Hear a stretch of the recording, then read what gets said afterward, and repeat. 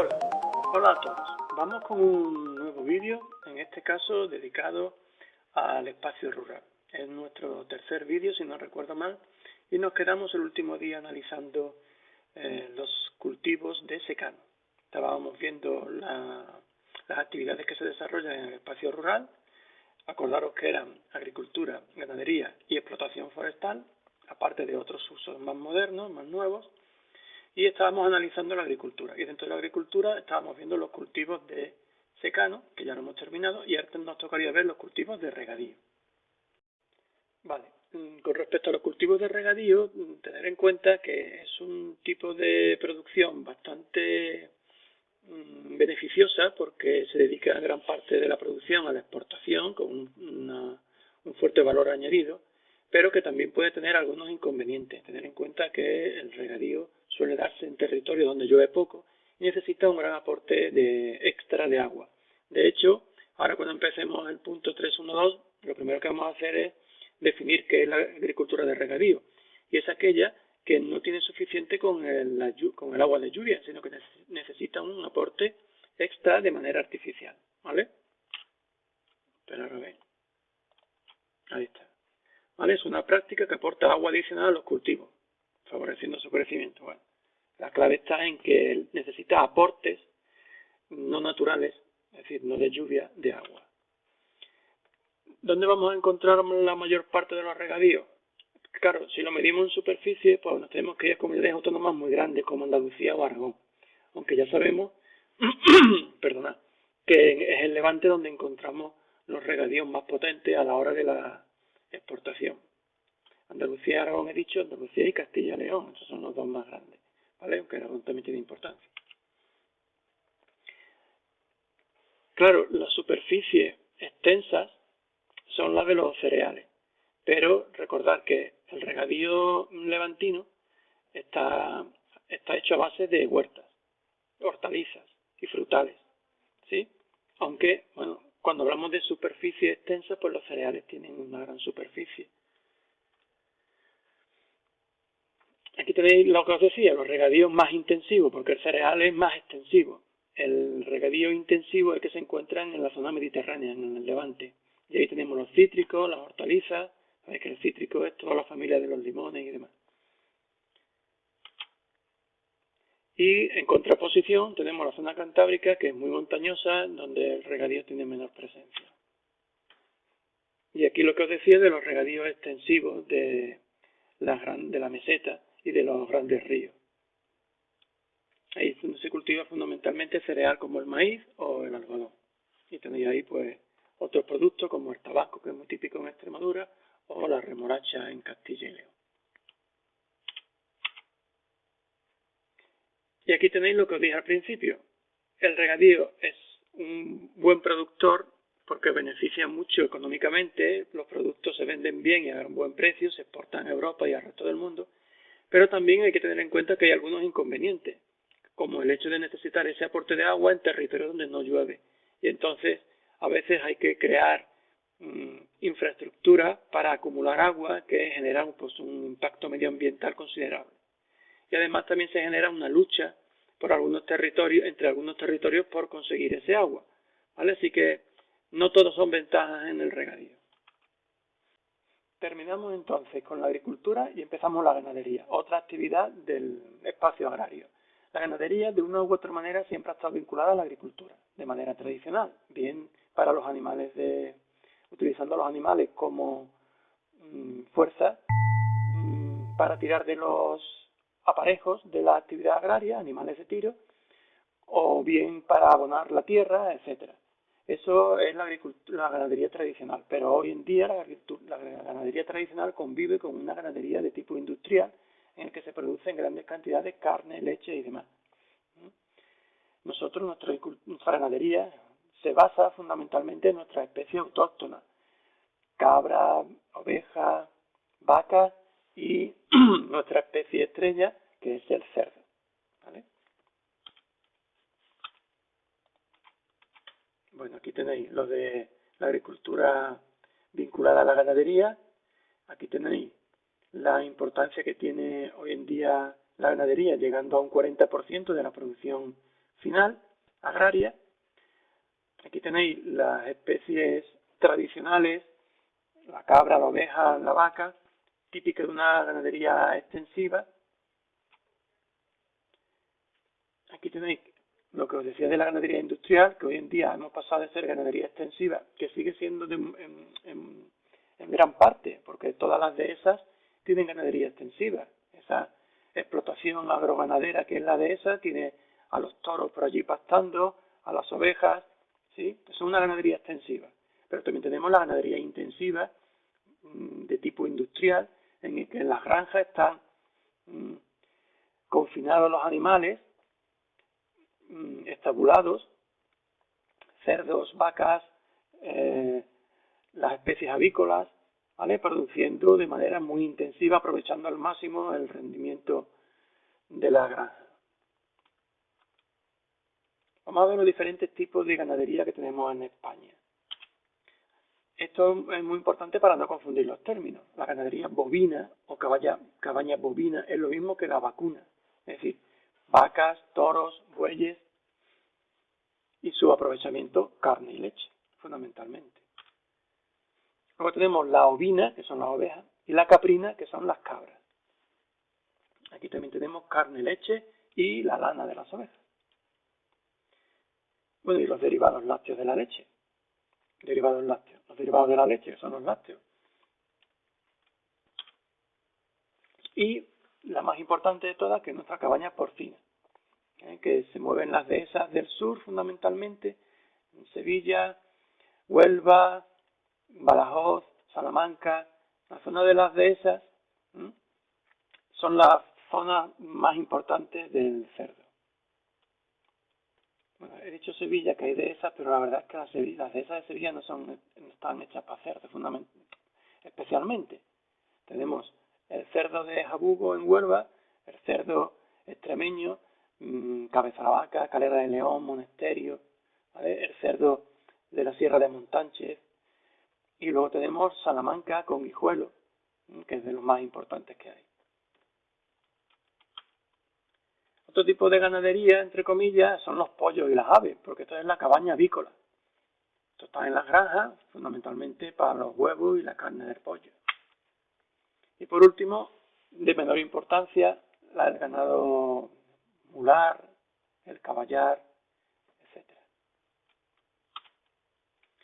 Terminamos entonces la ganadería y empezamos la explotación forestal. Vale, el punto 3.3, la explotación forestal. Con respecto a la explotación forestal, decir que básicamente consiste en extraer los recursos de nuestros bosques. La mitad prácticamente de nuestros bosques son explotados para la obtención de su madera.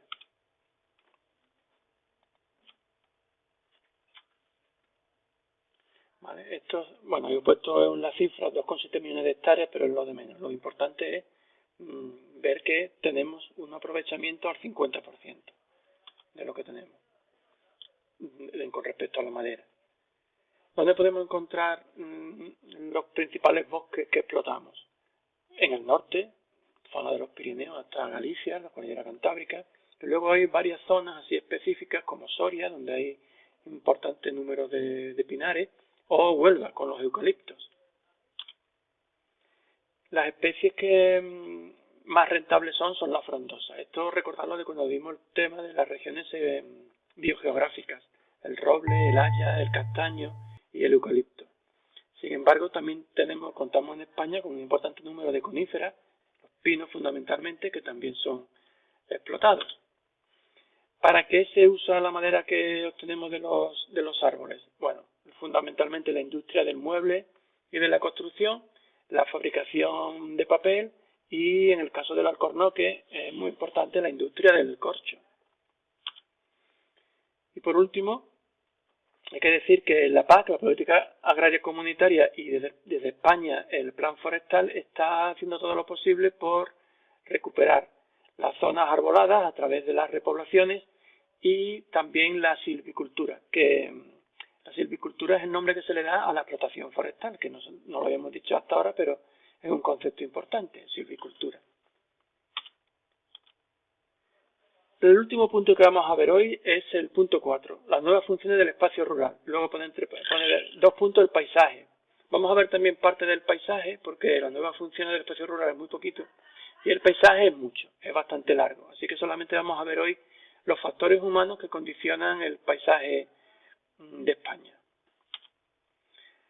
Con respecto a las nuevas funciones, lo hemos ido diciendo ya a lo largo del tema, que las actividades agrarias, ganadería, agricultura y actividad forestal, están siendo complementadas desde hace ya unas décadas por nuevas actividades que tradicionalmente no existían, como por ejemplo el turismo rural, las actividades de recuperación medioambiental, ocio, todo este tipo, incluso la aparición de industrias y de infraestructuras en el espacio rural que no le son propias, ¿no? También incluimos aquí las residenciales un poco el turismo rural, bueno, la segunda residencia que muchos urbanitas, personas de la ciudad, tienen en pueblos y demás, ¿vale? Claro, esta nueva realidad tiene su parte positiva, porque hace que el campo, que el mundo rural, no se abandone y que tenga una nueva pujanza. Pero también tiene partes negativas, porque cambia la realidad de tal manera que la presencia de elementos que no le son propios pueden crear situaciones y dar lugar a realidades que no son del todo beneficiosas, y ahora las vamos a ver.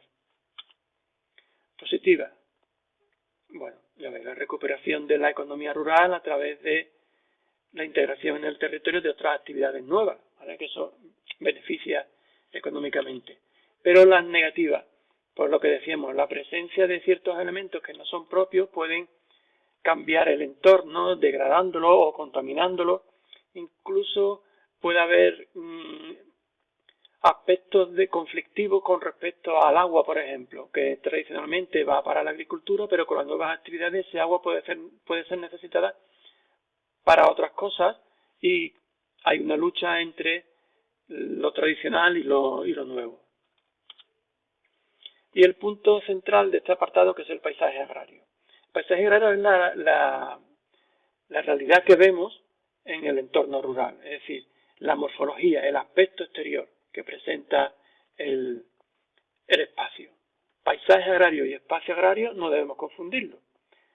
Espacio agrario es aquel donde se desarrollan todas las actividades propias del sector primario y que no está urbanizado, ¿vale? El espacio agrario era el no urbanizado, y el paisaje es la morfología que presenta ese espacio, el aspecto que tiene ese espacio agrario. La morfología o el aspecto deriva de una serie de combinaciones entre unos elementos físicos y otros humanos.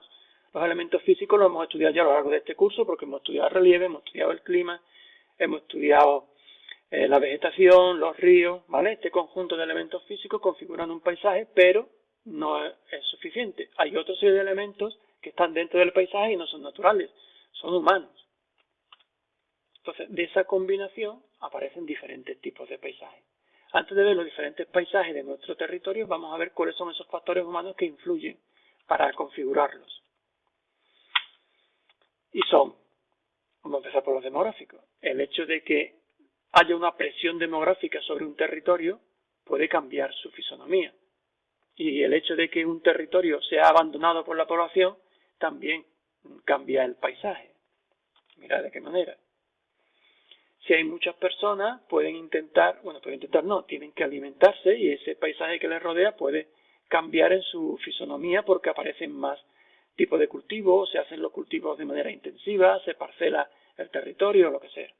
Si se abandona, pues pueden aparecer zonas que empiezan a erosionarse por falta de actividad en ellas. Eriales y territorios abandonados, en fin. Influye la presión demográfica sobre el espacio a la hora de analizar su morfología.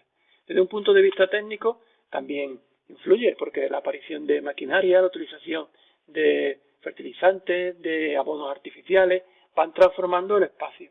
Igual que las nuevas técnicas pueden requerir si queremos producir en gran cantidad, tienen que requerir a lo mejor que haya una parcela dedicada a un solo cultivo en vez de lo tradicional, que era dividir la parcela o la protección en muchas parcelas de diferentes cultivos, ¿vale? Esta aplicación de unas técnicas u otras cambian la fisonomía, el aspecto exterior. No es lo mismo un espacio dedicado a cultivos de secano, que si yo quiero incentivar la producción y hacerla más rentable y pongo regadíos, entonces tengo que modificar el aspecto.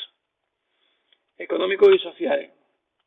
Esto hace referencia sobre todo a la estructura de las explotaciones y a la propiedad de las mismas. Así en España, por ejemplo, tenemos ese sur donde está el latifundio muy presente, mientras que el norte, acordados de Galicia, que es un sitio muy representativo, está lleno de pequeñas propiedades, de minifundios. Y por último, los factores históricos influyen de manera bastante importante, porque a lo largo de la historia se toman decisiones de carácter político, por ejemplo, o legal, que hacen que las cosas cambien. Por ejemplo, acordaros a lo largo de la historia de España de la aparición de la Mesta, o las desamortizaciones del siglo XIX, o la reforma agraria de la guerra civil, de la República, que fue uno de los factores que pudo originar la guerra civil. ¿Vale? Este tipo de decisiones de carácter histórico, porque fueron en el pasado, han ido configurando nuestra realidad actual. Ahí lo tenéis. Y aquí tenéis algunos ejemplos, que incluye también el mayorazgo, el no poder dividir las tierras, las reparticiones de la reconquista. En fin, hay muchos momentos en la historia en la que las decisiones del hombre va cambiando el paisaje agrario. Y hasta aquí hemos llegado en el vídeo de hoy. En el próximo vídeo hablaremos ya de los diferentes paisajes y acabaremos el tema, que como podéis comprobar vamos un poquito más rápido porque se nos echa el tiempo encima. Hasta el próximo vídeo.